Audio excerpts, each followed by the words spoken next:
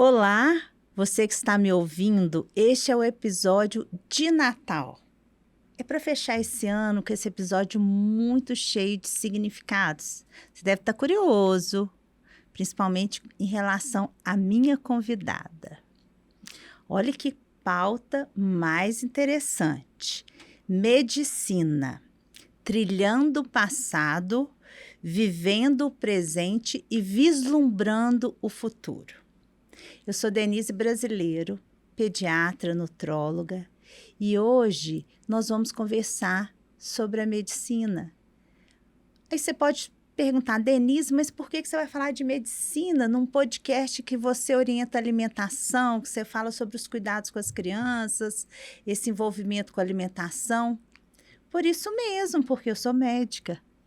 E eu quero colocar para vocês muitos pontos importantes na medicina, que eu tenho certeza que mesmo quem estiver escutando, que não for médico, vai adorar esse bate-papo. Olá, Carolina, tudo bem? Oi, tudo bem? Seja muito bem-vinda ao podcast Bicho Papinha. É a segunda participação dela. Esse ano ela já gravou um episódio conosco. Carolina, conta um pouquinho de você para nós, onde que você mora, me conta um pouquinho. Bom, primeiramente, muito obrigada pelo convite. Estou muito honrada de gravar mais um podcast com a minha mãe mais linda do mundo. Então, eu sou a filha mais velha da doutora Denise, que vocês tanto conhecem. Tenho 21 anos e atualmente eu estou fazendo medicina no primeiro período. Acabei de terminar meu primeiro período na faculdade de medicina. E estou muito honrada de estar aqui. Eu dividi para vocês esse episódio em 3 etapas. E eu fiz uma colinha aqui, então por isso que eu vou ficar olhando um pouquinho aqui para a gente conversar. Esse primeiro momento, nós vamos conversar muito sobre a medicina no passado. Como que era praticada essa medicina? Muito interessante o seguinte, que a primeira médica no mundo foi Elizabeth Blackwell, na Inglaterra.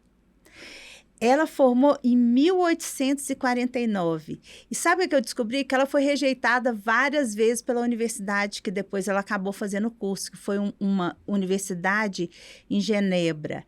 Olha que coisa mais interessante, a primeira mulher. E quando a gente vai falar desse exercício da medicina no passado, a gente lembrar muito antes de Cristo, a gente, fui ler várias coisas interessantes. A medicina muito curativa e com recurso nenhum. Então, era um sacerdócio, eram os sacerdotes que exerciam essa medicina. E através de muito cuidado, de acolhimento. Presta atenção nisso que eu estou falando. Como que era no passado. Isso é um ponto muito importante. Era um acolhimento, porque não tinha remédio, não tinha exames.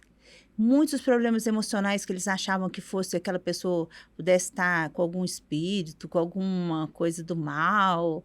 Então, isso é interessante. Um outro dado que estudando eu descobri, que eu nunca tinha parado para pensar, que lá no Egito, através daquelas múmias, aquele todo o processo de mumificação, proporcionou oportunidades para que as pessoas começassem a estudar anatomia.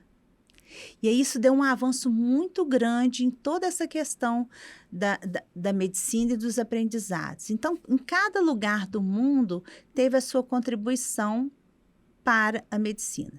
Mas Hipócrates foi o pai da medicina. E tem tantas frases bacanas dele, né?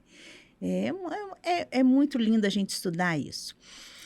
E falando ainda da medicina, né, do passado, as maiores dificuldades, né? Imagina, né? Aquelas epidemias, o tanto de gente que morria por falta, né? Não tinha remédio, não tinha. Tanto é que a penicilina, eles colocam que a penicilina foi a principal invenção relacionada à medicina, que graças a ela, né, a questão das bactérias, aí como que a gente vê esses resultados. Então, invenção da penicilina, esse antibiótico, que hoje tem outros nomes, né, através da penicilina, foram sendo feitos outros antibióticos do mesmo estilo e outros ainda com outros estilos diferentes. mas sempre com uma desigualdade de atendimentos. Sempre ainda com a carência de muitas populações ainda sem o atendimento necessário, uma mortalidade muito alta, uma doença muito simples que para a gente hoje não causa morte, antigamente causava. Mas o mais interessante é como que sempre acolhendo, o resultado era aquele acolhimento, aquele amor, aquela pessoa, aquele sacerdote que olhava para você. Essa era a medicina do passado. Nós vamos conversar como é que foi acontecendo. Carol, então agora você está no primeiro, você terminou, né, o primeiro semestre na Faculdade de Ciências Médicas de Minas Gerais. A gente está muito feliz com essa faculdade, excelente, em todos os sentidos, professores, a estrutura, a gente está muito feliz. Me conta um pouquinho qual que está sendo o seu impacto. Eu sei que é no comecinho do curso, né, o primeiro semestre, mas me conta como que você está vendo agora, no presente, essa medicina. Então, agora você falando da medicina do passado, uma coisa que tem de semelhança com o que a gente está vendo agora é que desde o comecinho os professores enfatizam muito a necessidade da humanização do tratamento médico. Então, a gente conversa muito sobre isso, a gente tem disciplinas só para melhorar a nossa empatia, o jeito como a gente trata os pacientes. Então, isso é uma coisa que a gente tem visto bastante. É claro que esse primeiro período é cheio de inseguranças e preocupações quanto à residência, o que a gente precisa estar fazendo, se precisa começar agora, se começa só depois, como que se prepara para todo esse processo que é muito longo, né? São muitos anos. Mas todas as pessoas estão com muita garra realmente de se tornar o melhor médico possível e pretendendo aprender com vocês, médicos do presente, né? O que será que vocês podem ensinar pra gente? Eu quero te confessar o seguinte, eu fico acompanhando as matérias, o jeito que eles ensinam, aqueles bonecos, né, os manequins de simulação, e eu fico, gente, que vontade de fazer essa faculdade de novo. Eu sempre quis fazer medicina, desde 5 anos eu falava que eu ia ser médica, que eu ia morar em Belo Horizonte. Eu ainda não sabia a minha especialidade, mas eu já sabia que eu queria ser médica. Meu pai era médico, meu tio é médico aqui em Belo Horizonte, então eu já venho de uma família de médicos. Eles são meus exemplos, né? Meu pai, meu tio, mas eu sempre quis abraçar a medicina como meu propósito de vida.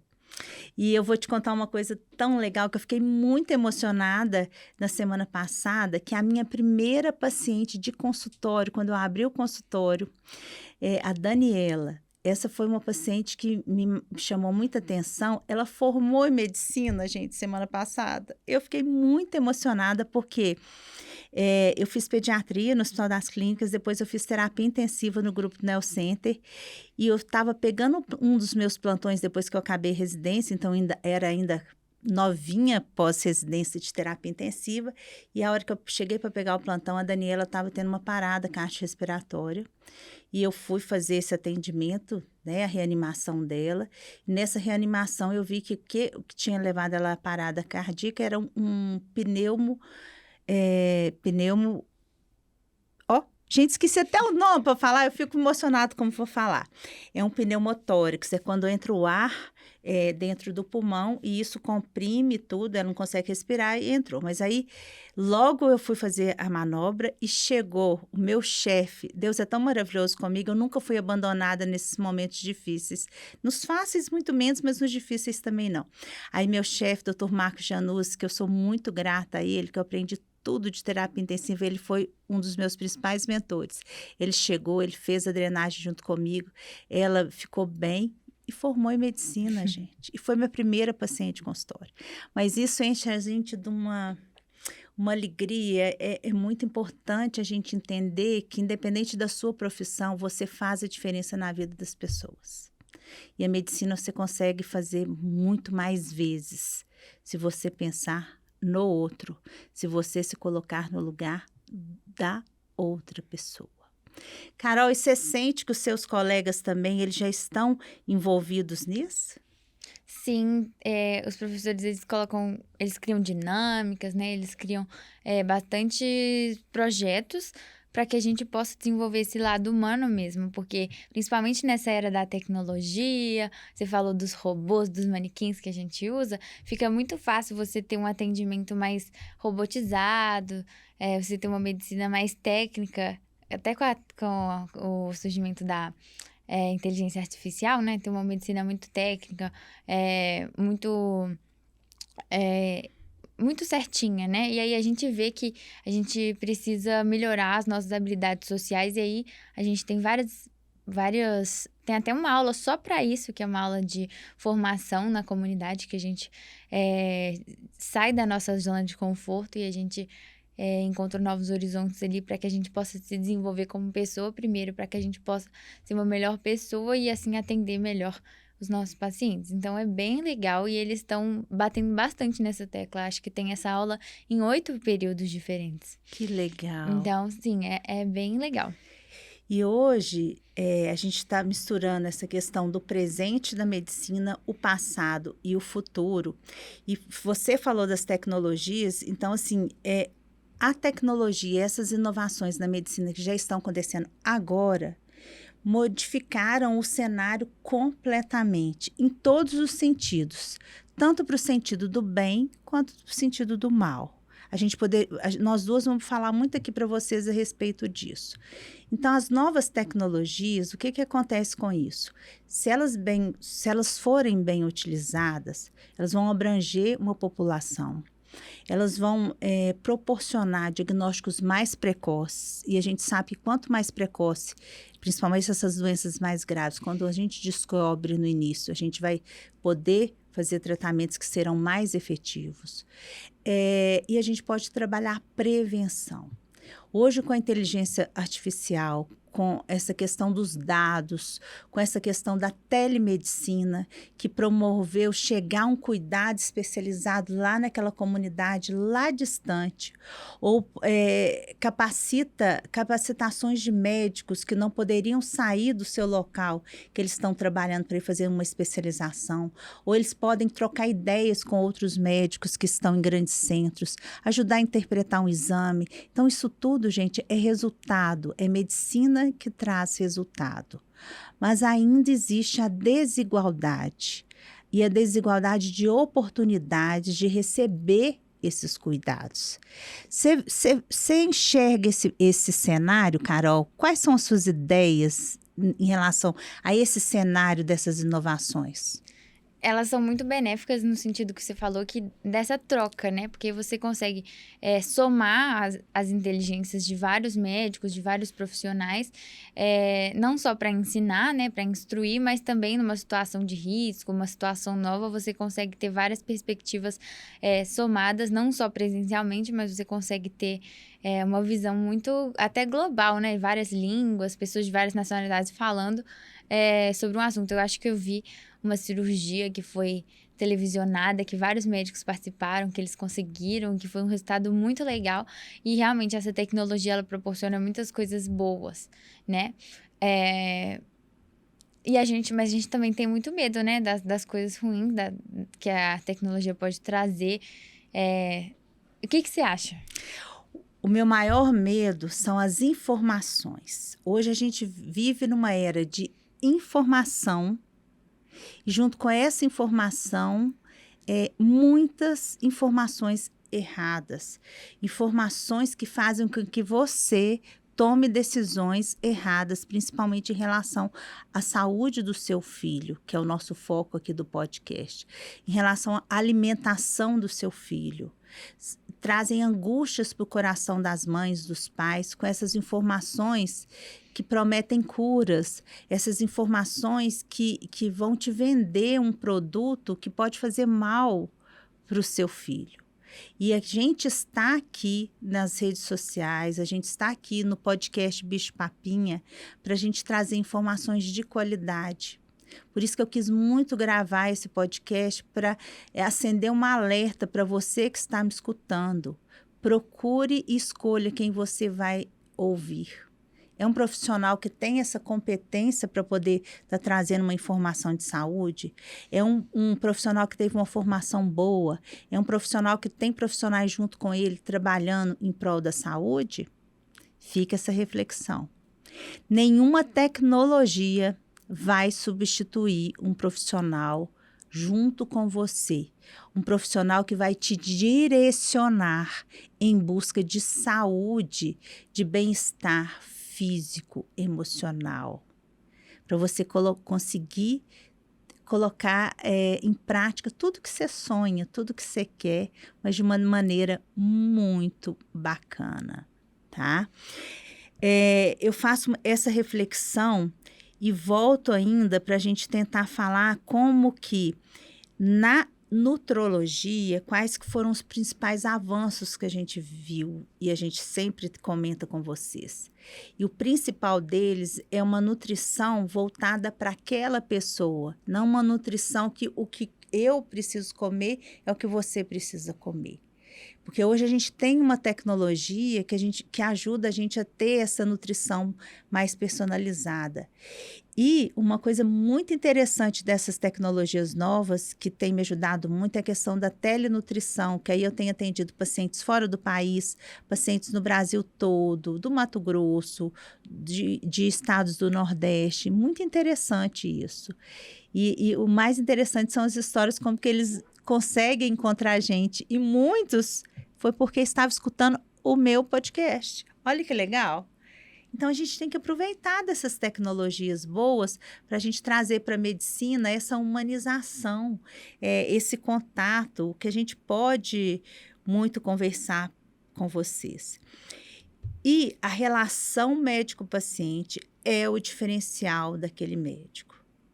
O médico que quer exercer a medicina com todo esse, de uma maneira espetacular, com resultados bons, ele precisa entender quem está na frente dele na hora dos atendimentos. Ele precisa parar de julgar e acolher mais. Por isso que eu falei que aquela medicina do passado, que ainda não tinha profissionais formados, mas tinha uma pessoa, um ser humano que olhava para outra pessoa e que queria fazer o melhor por ela. Isso é bonito demais, né, Carol? É. Isso tem a mão de Deus. Tem. E eu espero, que bom que a sua faculdade está preocupada com esse lado, porque essas habilidades, elas são treináveis. Essas habilidades, elas precisam ser trabalhadas durante toda a formação de um profissional e mesmo depois de formado.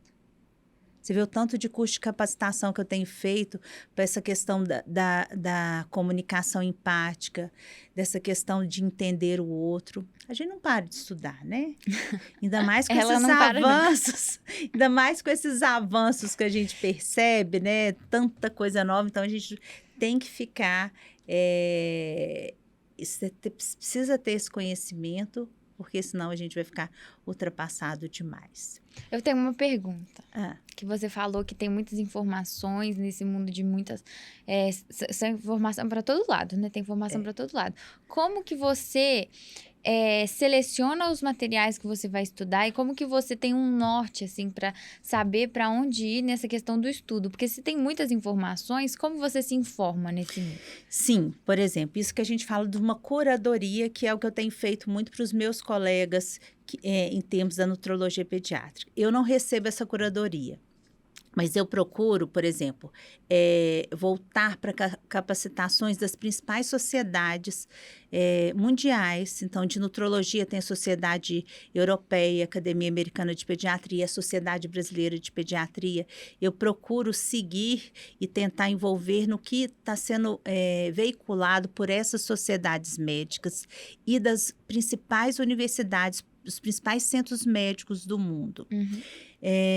Pelo menos uma vez por ano, você sabe disso, que eu faço algum congresso internacional para ter esse network, para poder aprender o que está sendo feito em outros locais, para a gente ter ideias para melhorar os nossos atendimentos aqui no nosso local, que a gente, com as nossas possibilidades. Uhum. E eu tenho percebido que antes tinha uma desigualdade muito grande de recursos. Não, isso aconteceu nos Estados Unidos primeiro, até chegar aqui no Brasil vai demorar 20 anos. Hoje não. Esse tempo encurtou. E até tem mais facilidade. Às vezes, se tiver um exame bacana nos Estados Unidos que vai fazer que meu paciente precisa fazer, eu tenho condição de coletar esse sangue aqui e mandar para lá. Então, assim, essas barreiras geográficas, hoje, elas são... A gente não precisa contar com isso, né? Igual... Tem casos muito interessantes de doenças raras. Eu tenho uma menina que tem uma doença rara no fígado, que ela precisou fazer até transplante, e o exame dela foi enviado para os Estados Unidos e o diagnóstico foi feito lá, porque aqui não tinha jeito de ser feito, agora já está até fazendo. Então, assim, eu procuro basear quem que eu vou estudar, o que eu vou estudar, qual curso que eu vou fazer, primeiro pelas sociedades mundiais e aqui do Brasil, de nutrologia e de pediatria. E depois a questão das universidades, que eu sei que são referências naqueles assuntos que para mim, para minha área, são importantes. Mas você sabe que estudar é para sempre, e isso é uma alegria. Cada aula que eles pedem para a gente fazer, para eu fazer, eu vejo como que todo dia eu aprendo um pouco mais. E também eu não sou uma pessoa radical. Assim, eu estou aberta para as novas informações. Talvez o que eu prescrevi durante 10 anos, aquele meu protocolo... Já mudou. Já mudou. E eu percebo essa dificuldade quando eu vou dar aula, às vezes, de mostrar para o meu colega pediatra ou para algum outro colega da especialidade que nós precisamos mudar. Que hoje já existem evidências mostrando que o que a gente estava fazendo, a gente pode fazer de um jeito melhor, que vai ter um resultado melhor. Gente, bom demais ficar conversando com essa belezura, né? Carol, muito obrigada pela sua participação. Você que está me ouvindo, eu tenho certeza que esse especial de Natal tem muito significado. Para mim, tem muito significado. Primeiro que eu estou contando um pouco da minha história profissional para vocês, e depois por estar ao lado da minha filha, que também, ela nem sabia que com 5 anos eu falava que eu queria ser médica, não. E ela me imitou. Ela também, desde 5, começou com essa confusão também, que quer ser médica, que vai ser médica, né? É muito bacana. Deixe os seus comentários. Manda pergunta pra gente no direct do Instagram do Bicho Papinha, é bichopapinha.pod. Eu desejo um ótimo Natal, cheio de paz, de saúde, encontro com a sua família, abraça todo mundo, vamos comemorar a vida. Um grande abraço.